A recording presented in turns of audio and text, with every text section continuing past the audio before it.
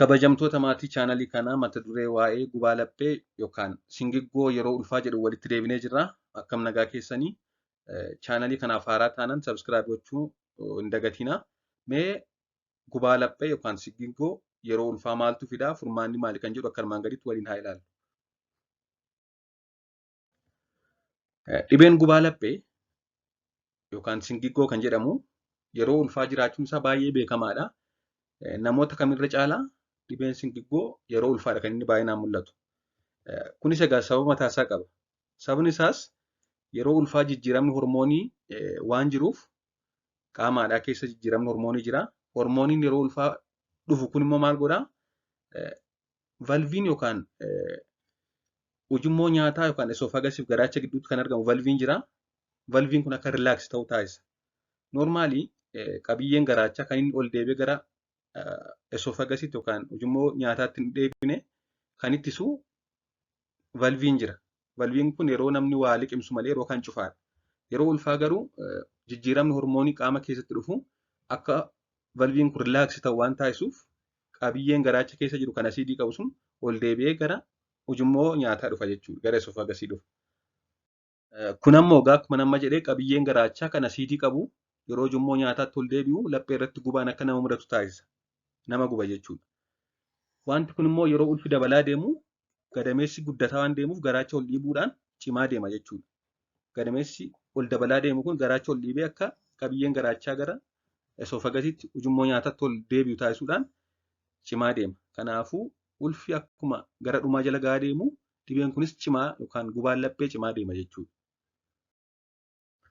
Inni guddaan egaa wanti kun waan eegamudha kan dhufuu danda'udha. Inni guddaan furmaata isaadha. Mee furmaanni wanta kanaa maal jennee ilaalle? Kan jalqabaa xixiqqeessanii amma ammaa nyaachuudha. Amma ammaa dafanii xixiqqeessanii nyaachuu.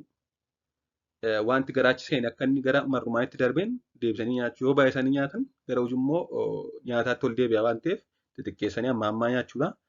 Gara biraan immoo nyaata kana fidan keessumaa kanneen bebbeekamoo ta'an kanneen akka wantoota asiidawaa ta'an kanneen akka loomii akkasumas buna kanneen dhugaatii kaarbooneetii qaban kan barbareen itti baay'atu kan cooma hedduu of keessaa qaban wantoota akka chookoleetii wantoota akkasii nyaachuu dhiisuu. Gara biraan suuta nyaachuudha.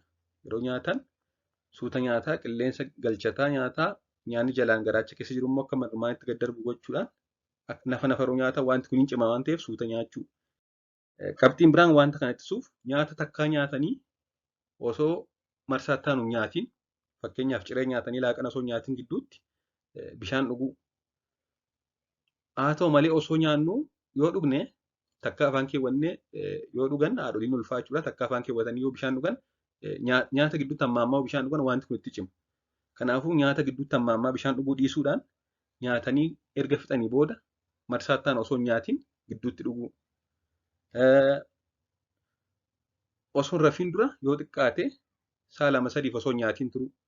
Fakkeenyaaf naannoo sa'a 3 rafu yoo ta'e galgala sa'a tokko booda osoo nyaatan ta'e gaariidha. Dursanii nyaachuu. Yeroo gachiisan waan sun gara marrumaan irraati garaacha irraati gara esoofagasii ujummoo nyaataa waan dhufuuf yeroo gachiisan sa'a 2 osoo waan nyaatiin turanii booddee osoo rafanii gaariidha. Akka nyaataniin ciisuun itti cimsa wanta kana. Akka nyaataniin gara siree yookaan gara hirribaa deemanii ciisuu hin qaban. Yoo ciisan mataa siree ol qabu boraatii fayyadamuu jechuudha. Akkasumas immoo wantoota kana fooyyessan kanneen akka aannan dhuguu, aannan loonii, aannan dhuguu, mastikaa lanfachuu akkuma nama jedhe egaa cinaachaan ciisuu, xixiqqeessanii amma ammaa nyaachuu wantoonni kun kana ni fooyyessu waan ta'eef kana taasisuudhaan furmaata argachuudha. Haa ta'u malee egaa wanti kun akkuma beekamu sababa ulfaadhaadha. Sababa jijjiirama hormoonii yeroo ulfaadha. Yeroo haati deessu ni dhiisa jechuudha. Waan dhaggeeffattaniif hedduu galatoomaa. Turtii gaarii.